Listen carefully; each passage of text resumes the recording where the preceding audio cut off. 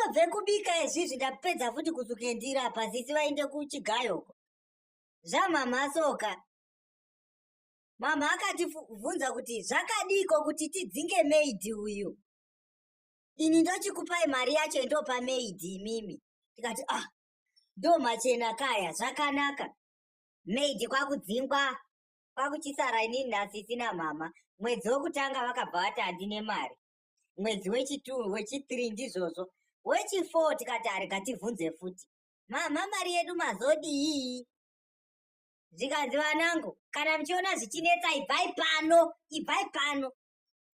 Ino hapana takatongo cool down kwekuinda hapana tonna kana basa retinomboziva isi. Changopedze maform 4.